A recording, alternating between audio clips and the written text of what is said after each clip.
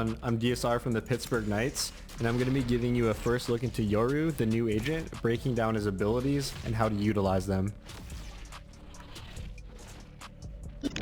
So let's start with Yoru's C ability called Fake Out, and it basically allows you to cast a set of fake footsteps in the direction that you're looking. So you can either cast them straight forward, or you can place them for later use, kind of like a Cypher Cage or Killjoy's Nanoswarm using secondary fire, and then you can activate them from basically anywhere you want on the map. So just to get into a little bit more detail on the Fake Out ability, generally you have to peek to cast them, but I've figured that if you throw them into a wall like this or a corner, they'll actually be able to make it around. Same goes with the secondary version of it.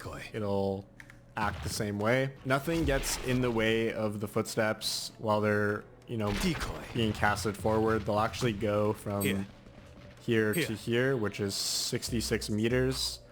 And if you notice, the footsteps sound kind of mushy. They don't actually sound like that to the enemy, just to you and your teammates. A good example on how to effectively use Fake Out would be not only to fake presence anywhere at any given time, but also to bait utility. A lot of defensive setups consist of flash setups, and the footsteps would be a good way to bait a flash or two, or even a Cypher one way, giving you a bit of an idea of how they're set up on the site. I think Fake Out would be a very useful ability in 1vx situations because you could use them to kind of bait them and get your enemy looking around, or you can place them for later use to create a diversion in close-knit situations. Next we got Yoru's Q ability called Blindside, which is a flash, pretty similar to Breaches, and although the flash has some pretty good range, it needs to bounce off of a surface in order to activate, so it'll look something like this. So this flash here is a pretty good example of how the flash works, and the flash is similar to Breaches, lasting about 2 seconds or so.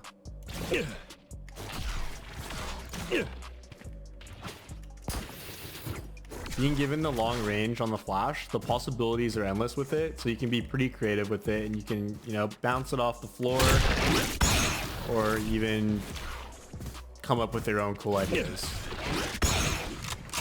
To sum things up, one negative thing I can say about the flash is that there are these nooks and crannies around pretty much every map that will randomly ruin your flash, so that's something that you gotta watch out for.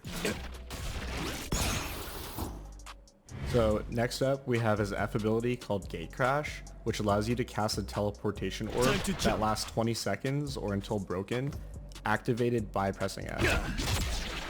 You can also place the orb in a specific location by pressing secondary fire, and then you can teleport back to it within 20 seconds by pressing F.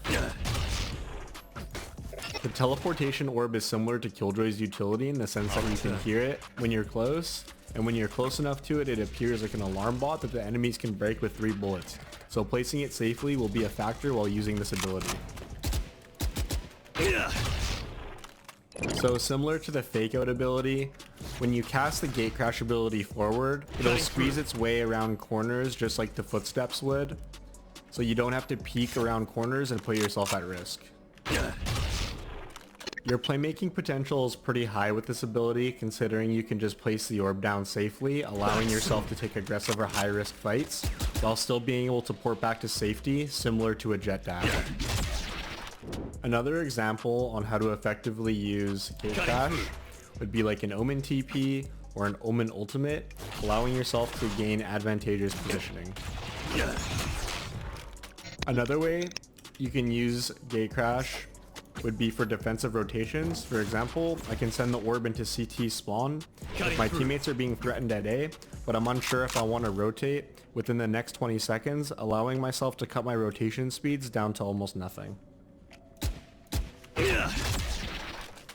If you ever find yourself in a 1vx situation where you're unsure where the enemy is going to be going, you can always place the orb at one bomb site and run to the other until you gain information. If you find out that he's not here, you can always port back to give yourself a higher chance at winning the round. And lastly, we have his ultimate ability called Dimensional Drift, which allows you to enter a dimension where you have quicker movement speed and you're invisible and invincible, which will last about 8 seconds or so. I'm back. One thing to note about dimensional drift is that when you get too close to an enemy, they can see you, but they cannot shoot you. I think one of the most useful ways to use Yoru's ultimate is to safely place an orb and then ult into a site, communicating the enemy setup to your teammates, and it's fine if you need to port out if you run into an unsafe situation because you either gain the info after leaving or you gain positioning in space by staying. Some other examples on how to effectively use his ultimate would be to either I'll handle this. Set up some sort of flank, disrupt defensive retakes, push through certain areas of the map on defense to gain info and positioning, or simply to just create space for your team on any given take or execute, similar to Jet dashing into sites. After a few hours of being able to test out Yoru, I found that he's one of the most versatile agents in the game in terms of his playstyle, and I think his potential to make high impact plays is limitless, and I think he'll be one of the most impactful duelists we've seen yet. He's definitely an agent that will have a high skill ceiling, and I'm really excited to see how people utilize him in competitive play. But that'll be it from me, so I hope you learned a thing or two about Yoru, and make sure you subscribe to the Pittsburgh Knights YouTube channel if you're interested in more Valorant content like this.